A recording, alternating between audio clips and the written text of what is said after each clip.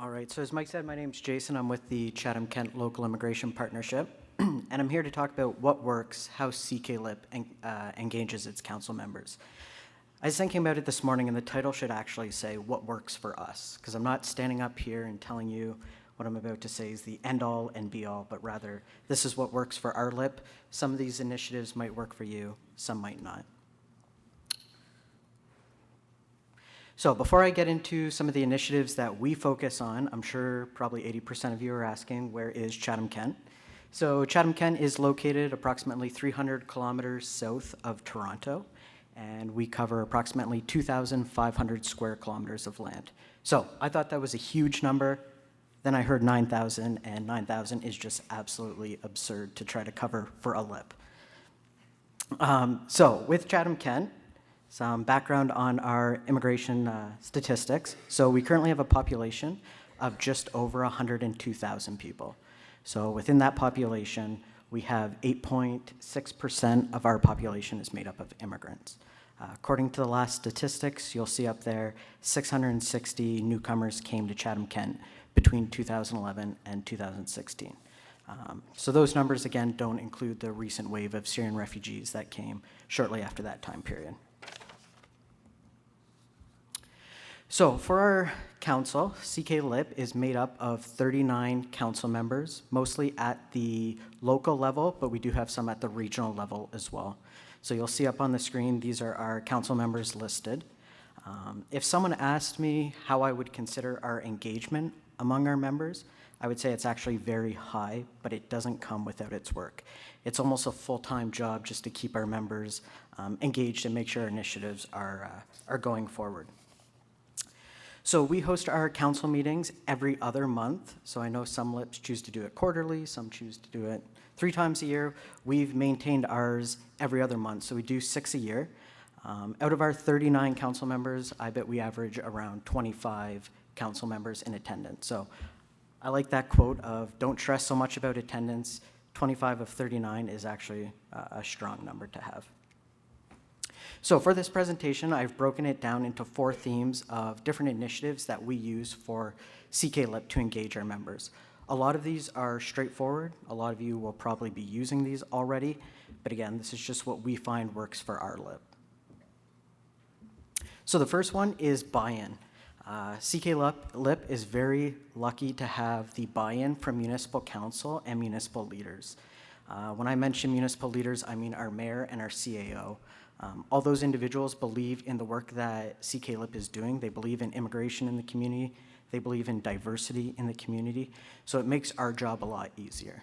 So when our council members, those 39 organizations, see that the municipality's on board, the mayor's talking about it, it leads them to want to be more engaged in our work. The perfect example comes from our council meeting we had in September. Our mayor actually showed up to the council meeting, sat down and quickly talked to our members just to thank them for all their hard work and their commitment that they're doing in the community. So things like that go an extremely long way. The second one you'll see up there is our co-chairs. So CK-LIP has a co-chair system, and both of our co-chairs are invested in the work of immigration, diversity, and all those things we focus on as LIPs. Our one co-chair is an executive director at a local settlement agency, and the other is the assistant fire chief in our community, and he actually immigrated to Canada and Chatham-Kent 3 years ago. So both of those individuals take pride in the work of CK-LIP, and that really help us push the initiatives forward, and again, it leads to that engagement among council members. Finally, the last one is council members themselves. When individuals see 25 council members show up, participating, engaged, it leads to them thinking, you know what, maybe I'm missing something at these meetings. Maybe I should be there. So making sure that the council members see that buy-in as well is extremely important. The second theme is respecting members' time.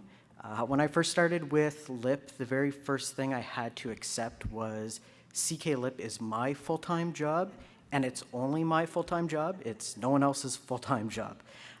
So the work of CK-LIP might actually only be 2% of one of our council members' work. So it's still important they're engaged, but making sure I'm not asking that individual to say, you know what, please spend 4 days with me on this project. It's just not possible. So respecting members' time, a couple things we do, and I'm sure a lot of LIPs use these, but using tools such as Doodlepoll, SurveyMonkey, and email. So we'll use Doodlepoll if I have a working group meeting. I don't want to be the one to just say, you know what, on this date you're coming to this meeting. I will send them 4 or 5 options and say, you know what works best for you? And that allows us to get, instead of maybe just one person can make that date, maybe 5 individuals can make that date. So using tools such as that. SurveyMonkey, we use that for an annual survey. And I think all LIPs do that, but we send out an annual survey at the end of the year to find out what's working, what's not working, how can you be more engaged. And one of the important things is actually acting on those results. So one thing that came up a couple years ago was our meetings were 2 hours in length. We were actually able to change those to an hour and a half because council members felt we could accomplish everything we wanted to or needed to in that time. So surveying them, asking them what they think, but also acting on their thoughts. And finally, I'm sure we all use email, but there's a lot you can accomplish from the comfort of your own desk, which is the comfort of their desks, and that definitely leads to engagement. Just because I'm sending them an email and I'm not talking to them in person doesn't mean they're not engaged. So I can conduct a lot of work through email, whether that's, you know what, send me suggestions this way. It doesn't always have to be in-person engagement. Finally, scheduling of meetings is important as well. I make sure that our LIP council members are aware of the full year's meetings. We do have 6 of them, but I make sure that they're aware of the date of all 6 at the start of the year. So they can plan ahead and they can really choose if they want to make it work in their calendar. And finally, giving members the opportunity to share. I think that's extremely crucial for what we do. We're taking, I don't want to say time out of their day, but they're taking the time to work with us. They don't want to listen to me talk for an hour and a half in a council meeting. I always make sure at the end of these council meetings, we do a roundtable update and they're able to share what's going on in their organization. They're able to make those connections with others as well.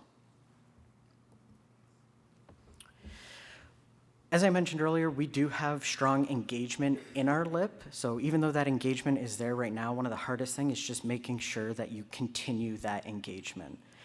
The very first point you'll see there is handling staff turnover. So I've experienced this a couple times where you might have a great relationship with one council member. They're super involved in the work you do, and then they choose to move on to a different position in a different organization, and you lose contact with that organization. So I've really started to make sure that I build the relationships with the organization as a whole and not just that individual from that organization. So that if that individual who represents the organization on our council, if they choose to leave their position, we're right away able to have someone fill in from that organization. Information sharing is another important one that I use to keep members engaged. Again, it goes down to the use of emails. I'll make sure probably once a week I send our council members, all of them, an email, whether it's check out this event happening or there's this webinar, just making sure that I keep those lines of communication constantly open. It really makes them feel engaged. It makes them feel that we're working hard towards our end goal, and it makes them feel included in that. With that information sharing, it's not so much just sharing to the council as a whole, that's great, but I definitely make sure if I find something that's specific to a certain sector, I make sure that I share that information. So last month I came across a webinar that was for parents in the education system of recently arrived refugees. So instead of sending that to our whole council, I simply just shared that to our educational partners. Again, they were super excited that we shared it. It led to future conversations after that, so it just maintains that level of engagement. The next 2 on the list are ones that we've actually just started. So recognizing their work is extremely important. So you'll see up there, #CKLIP Member Monday. It actually hasn't started. The first one is going to be released on this coming Monday. But we basically asked our council members to answer a few questions, submit a picture to us, and we are going to create a profile off of that. Basically, what that's doing is it's showing them that, you know what, we appreciate their work and their work's not going unnoticed in the community. So I'll show you an example of that after. And finally, I believe someone else mentioned this, but I have update meetings / coffee chats. So we have 39 council members. I don't have constant engagement with all of them. There might be a couple months, 6 months even, where I don't hear from a council member. So I've started reaching out to them and just scheduling that one-on-one meeting. I don't need you at every single council meeting to know that you're involved or you know what's going on. But if those lines of communication aren't open for a couple months, I reach out and I make sure that we have those discussions. Finally, the last point, and this comes from our year-end survey we always do, but keeping the work topical keeps the members engaged. Discussing relevant issues has come up constantly as one of the main reasons CK-LIP is effective and members are engaged. So it's really important because we have a lot of, for example, let's say health sectors around our table. We're not talking about health the entire time or every single initiative that we do. So making sure that they're aware that we're there to support the community as a whole and benefit the community, but also making sure that everything stays relevant and topical to the work of LIP is important. So before I end, I mentioned CK-LIP Member Monday. This is one of our council members. This is the executive director from the Chatham-Kent Community Health Centers. And I'm not sure when this one's going to be shared, but she was the one who submitted her poster first. And I'm just going to end on this quote. But she said, "The work of the CK-LIP is important to advance our welcoming community initiatives, as well as to effectively support our newcomers to the area. The CK-LIP has been very successful in advancing our collective efforts due to long-standing, trusting, and supportive relationships built on the foundations of trust, as well as a culture of inclusiveness, diversity, and equity." So it just shows that building trusting and supportive relationships can also go a long way in keeping your members engaged. So that is what I have. Thank you.